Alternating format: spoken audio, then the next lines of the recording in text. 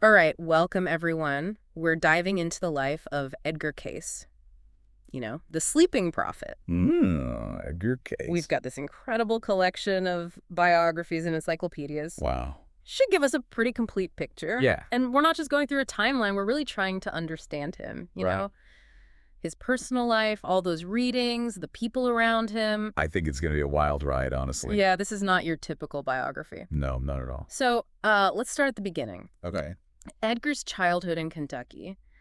They described him as a kid as precocious, even an old man. What's that about? I mean, it could be just, people exaggerating, but I think there's something more to it. Case was different, even as a child. He claimed to have visions, even conversations with his dead grandfather. Imagine a little boy in a tobacco barn saying he sees his grandpa in beams of light. Whoa. Yeah, that's not your average childhood memory. Wow. But here's where things get interesting. Around 13, Cayce builds himself this little retreat behind his family home and has this encounter with an angel. Right. Angel tells him, "Leave the farm." What do you think about that? Well, who knows for sure, right? Mhm. But whether it's a real spiritual thing or maybe, some inner turmoil, Case took it seriously. Mhm. He believed this shaped his whole life. And this idea of being called to something bigger, it keeps popping up. Yeah, it's like he's struggling with school, right? hmm We have this quote where he says his teacher's voice seems so far away, but the angel's voice was right there. Yeah, it's like this constant pull Mm. between the normal world and something else, something more. And speaking of pull, there's Gertrude, the woman who'd become his wife. Right, Gertrude. Their courtship, whirlwind romance, social gatherings, romantic outings. They even went to Pilot Rock.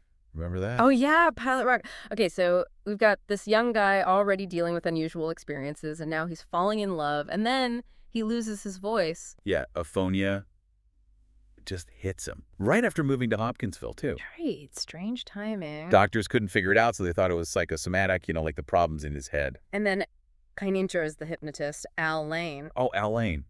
He cures Case by putting him in a trance. And in this trance, Cayce can speak again, but it's more than that, right? This is where the readings start. Yeah. Lane would ask him questions while he's in this trance, and Case would give these incredibly accurate medical diagnoses and treatment suggestions, like his subconscious knew things he didn't. That's wild. So people naturally saw dollar signs like that guy, Cooksey, from New York. He wants to make money off Cayce's gift.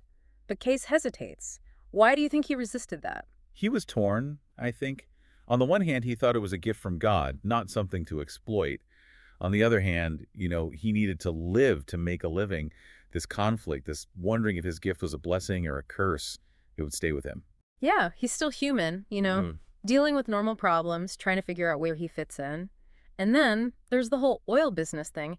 He gets involved in the Texas oil boom in the 1920s, Right. doesn't he? Yeah, the oil boom. And it's interesting how this shows how even he struggles with his own guidance. Mm. He gives readings for a military buddy, Dave Kahn, which leads to an oil company. Interesting.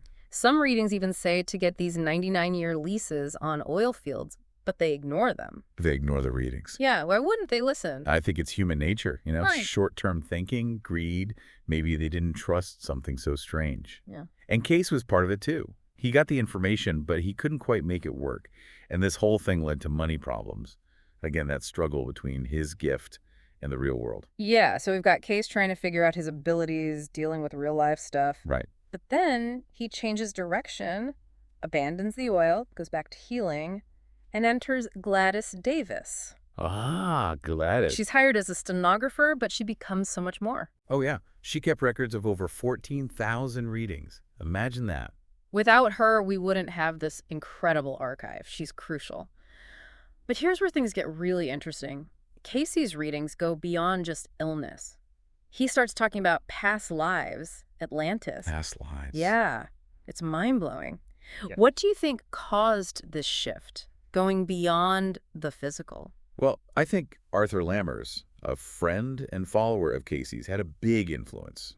He encouraged Cayce to explore astrology and reincarnation. Really? Yeah. So Cayce wasn't too keen on those ideas at first. Well, he initially resisted them, with his Christian background. Right. But eventually he started incorporating those astrological readings. And they were really unique. He wasn't just saying, oh, you're a Gemini, so you're like this. Mm-hmm. It was way more complex. Like Wow. he said, a soul could enter the body at a different time than birth. Wait, what? A soul entering after birth? Yeah, he thought, physical birth starts life here, but the soul, with its own history, its karma, might join the body later. Okay, that's a new one. So Case is already pushing the boundaries. But then he takes it even further with those Atlantis readings, right? Atlantis, yeah. This isn't just a casual mention. He goes deep into this lost civilization. What triggered that? It seems like a trip to Bimini in the Bahamas had a big impact. Case starts having visions and giving readings about Atlantis. He described it as super advanced technologically, but also spiritual, Hmm. destroyed by, well, a mix of natural disasters and their own moral decline, he said. All right, so the whole Atlantis thing, always a bit controversial. But putting aside if it was real or not, what's interesting is how Case links Atlantis to spiritual evolution, to the dangers of unchecked ambition. You're right. He wasn't just trying to find a lost city. It was a warning. Like, if we only care about progress and ignore our spiritual side, we could end up like them. And that's relevant today, isn't it? We're surrounded by technology, but sometimes we lose touch with ourselves. It's like Case saw these patterns throughout history. Exactly. Yeah. He believed these challenges, they keep coming back. Different names, different places, but the same struggles underneath. So we've got this man, grew up in Kentucky, visions of angels, starts giving medical readings, delves into reincarnation, Atlantis, all while dealing with money troubles, relationships.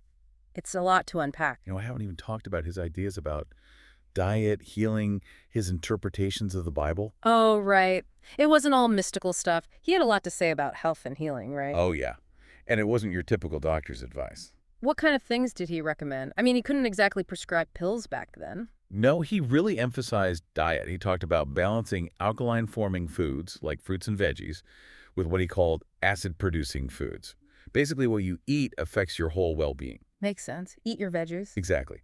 But he also suggested things like colonics, osteopathic adjustments.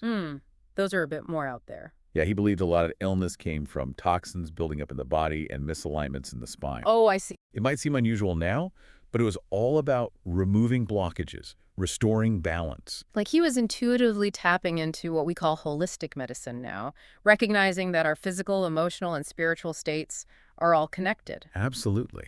And he didn't shy away from the spiritual side either. He encouraged people to cultivate positive attitudes, practice forgiveness, connect with their spiritual source. So it wasn't just about symptoms, it was about the whole person, their mind, their spirit. Right. He saw all that as essential for true healing. And speaking of the spiritual, let's get back to those fascinating ideas about past lives. Reincarnation. Yes, the reincarnation readings, those are some of the most intriguing, but also the hardest to grasp. Didn't he say we carry lessons from those past lives into our present lives? He did.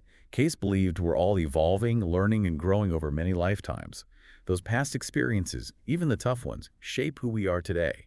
He called it karma, suggesting our actions in previous lives create ripples that affect our present circumstances. So it's not just random chance. There's a reason why we're born into certain families, have certain talents or challenges. It's all connected to those past lives. That's how he saw it. And by understanding those past life connections, we could understand our relationships and challenges better. Now, we touched on Atlantis before, but let's go a little deeper.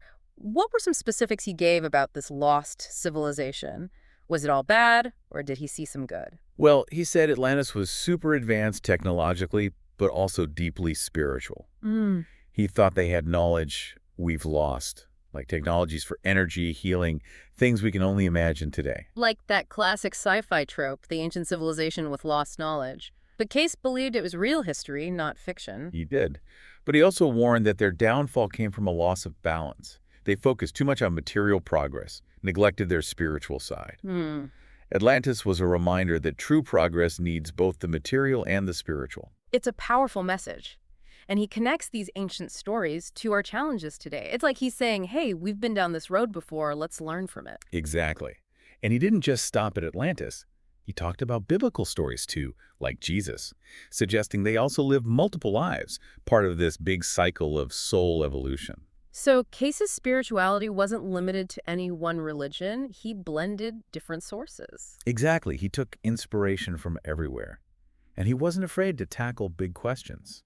Consciousness, the meaning of life, suffering. It's incredible, full of insights and contradictions, but it's not just philosophy, is it? He used these ideas to help real people, giving them guidance, helping them heal. That's what makes Cayce so interesting. It's not just theory. It's about how these ideas can change our lives, help us understand ourselves, our place in the universe. To really get it, I think we need to look at some real-life examples. Yeah, you're right. We've talked big picture, but now let's zoom in on some specific cases, see how those readings played out. All right, let's start with one from early in his career, the story of Aim Dietrich. Name Dietrich. Yeah, she was 6 years old, suffering from this strange illness. Doctors were baffled. Really? They had no idea what was wrong, let alone how to treat her. So desperate situation. Yeah, and her family turns to Cayce for help. In one of his trance readings, Cayce gives a detailed diagnosis, explains the cause, and outlines a specific treatment plan. Wow. Was that typical of his medical readings? Going into so much detail about the cause and cure. Quite often, yeah. And that's what's so fascinating for researchers. He wasn't vague. He was giving specific diagnoses, personalized treatments. And AIM, what happened to her? Did she recover? She did, amazingly.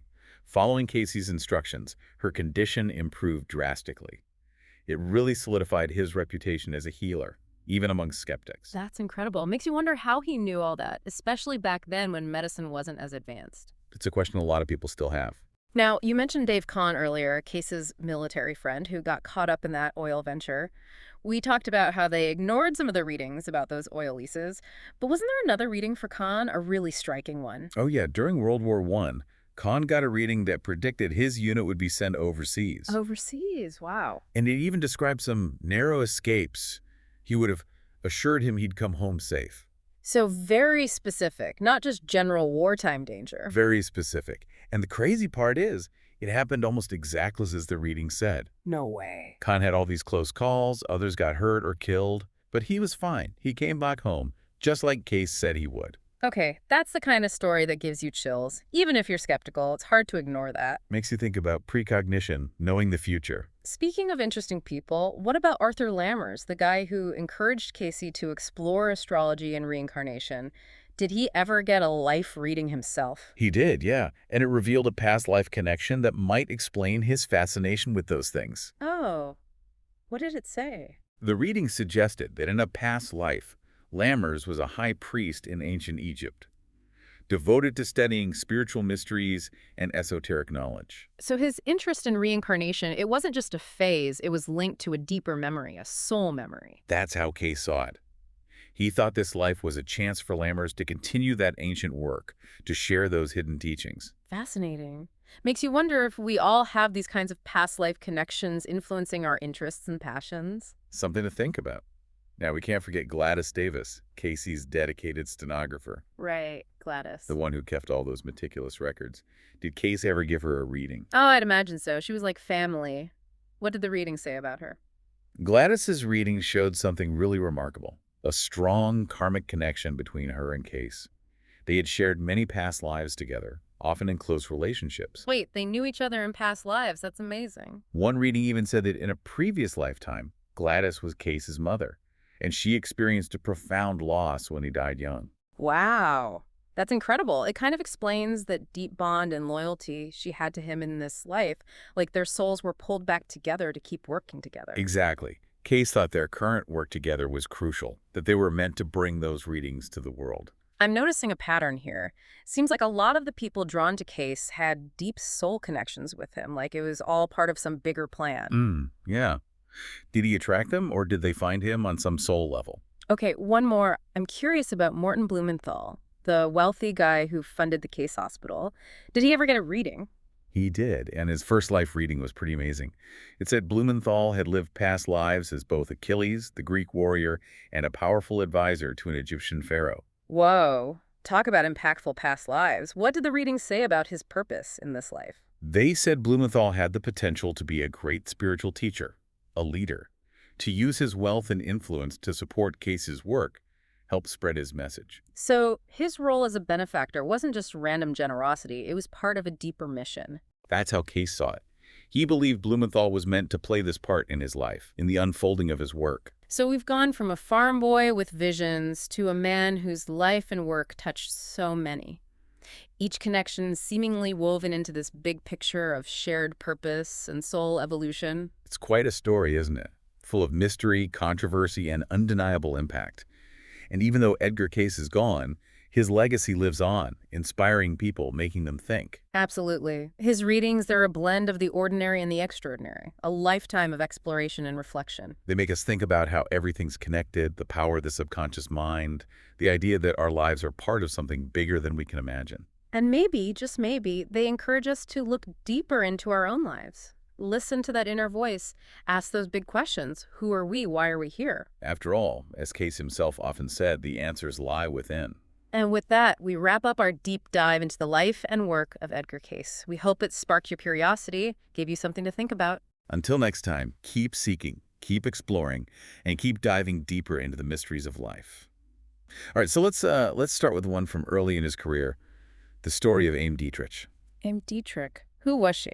She was a little girl, 6 years old, suffering from this really strange illness, and doctors, they were totally baffled. Oh, They had no idea what was wrong, no idea how to treat her. sounds pretty desperate. It was. And so her family, they turned to Cayce for help. Okay, so what happens? Cayce, he gives one of his trance readings, and he gives this really detailed diagnosis, explains the cause, outlines this very specific treatment plan. Huh. Was that typical for his readings? I mean, did he always go into that much detail about the cause and the cure? Yeah, pretty often, and Yeah. that's what makes his work so fascinating, to researchers. Because he wasn't just giving some vague advice. He was providing these very specific diagnoses and really personalized treatment plans. So what about Ame? Did she get better? Yeah, she did. Amazingly. They followed Cayce's instructions, and her condition, it improved, like, drastically.